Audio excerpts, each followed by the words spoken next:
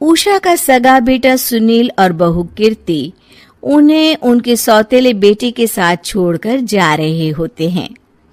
बेटा, तेरी जब कमाई बढ़ जाएगी कम से कम तब तो मुझे तू लेने आ जाना। हाँ हाँ माँ, क्यों नहीं। चलो भी, अब कितना लेट कर दिया है, टैक्सी इंतजार कर रही है बाहर। हाँ हाँ चलो। सुनील और कीर्ति चले जाते हैं और उषा उन्हें जाता हुआ देख उदास हो जाती है। तभी वहां निशा आ जाती है। अपनी सास को उदास देख निशा उनके पास जाती है। क्या हुआ मम्मी जी, आप तो बहुत सगा बेटा करती थी। आपके सगे बेटे ने तो आपको छोड़ दिया और चले गए अपनी अलग गृहस्थी बसाने। देख बहू, मेरे बेटे को कुछ भी कहने की जरूरत नहीं है। मुझे यकीन है कि जब उसकी तनख्वाह बढ़ जाएगी तो वो मुझे लेने जरूर आ जाएगा। हाँ, ये भी देख लेंगे कि वो लोग आपको वापस लेने आते हैं या नहीं। तब तक तो आप भी यहीं हो और मैं भी। उषा अपने बेटे के ना होने से बहुत ही उदास रहने लगती है। उन्होंने खाना खाना भी छोड़ दिया। सुनिए जी, मम्मी जी ने आज भी कुछ नहीं खाया। जब भी खाने के बारे में पूछती हूँ तो कह देती हैं भूख नहीं है और अपने कमरे में ही बैठी रहती हैं। ये सुनकर ऋषभ अपनी माँ के पास खाना लेकर जाता है।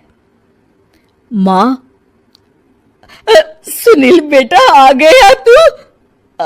ओह, तू है। माँ, मैं खाना लाया हूँ, खा लीजिए प्लीज। आप ऐसे भूखी रहेंगी तो बीमार पड़ जाएंगी। मुझे भूख नहीं है, ले जा तू खाना। ठीक है, फिर जब तक आप नहीं खाएंगी मैं भी नहीं जाने वाला यहाँ से। अरे तू क्यों जिद करता है? कहा ना मुझे भूख नहीं है। अरे मम्मी जी, आप खा भी लीजिए ना, ये कितने प्यार से आपको खिला रहे हैं, उसकी तो कदर कर लीजिए कम से कम।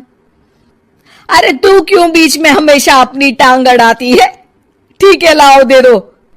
कम से कम खाने के बाद तुम दोनों तो इस कमरे से जाओगे। उषा खाना खा लेती है और ऋषभ और निशा ये देखकर खुश हो जाते हैं। चलो, कम से कम माँ ने खाना तो खा लिया। उषा एक दिन सुनील को फोन मिलाती है। हेलो बेटा सुनील, तू घर मिलने आ जाना बहू को लेकर।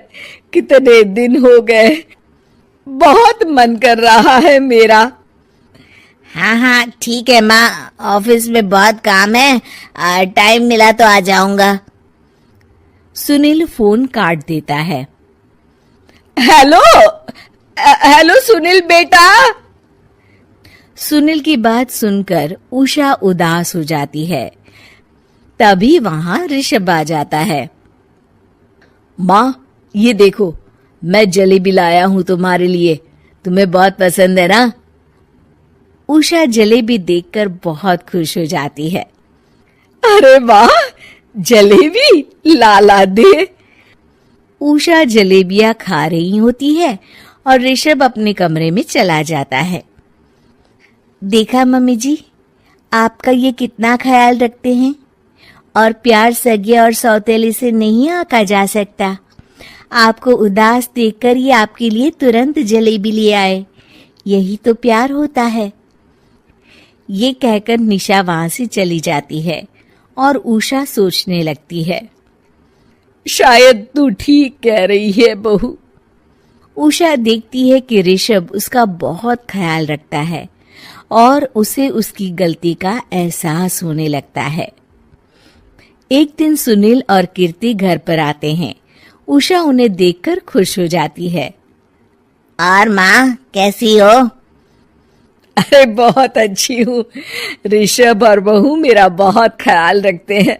वैसे मुझे नहीं लगा था कि तू आएगा बहू के साथ। क्यों, ऐसा क्यों लगा आपको माँ? बेटा, फोन पर तूने कहा था कि तुझे बहुत काम है। हाँ माँ, पर मुझे ये भी तो पता था ना कि मेरी माँ इंतजार कर रही होगी मेरा। ना बेटा ना, मैं तो इंतजार नहीं कर रही थी, मैंने तो उम्मीद ही छोड़ दी थी। सुनील को ये देखकर अजीब लग रहा होता है कि उसकी माँ ऋषभ से अब बहुत अच्छे से बात कर रही होती है और उसके आने की उनको कोई खास खुशी भी नहीं होती है। अपनी माँ का ध्यान न पाकर उसे थोड़ी सी जलन महसूस होती है। माँ, ये देखो मैं क्या लाया हूँ, साड़ी तुम्हारे लिए। हाँ बेटा, अच्छी है साड़ी तो। अच्छी है तो फिर आप आज इसे पहनो और फिर कहीं घूमने चले जाते हैं। बेटा, ऋषभ ने भी मुझे साड़ी दी थी, आज तो मैं वही पहनूंगी, तेरी दी हुई साड़ी फिर कभी पहन लूंगी।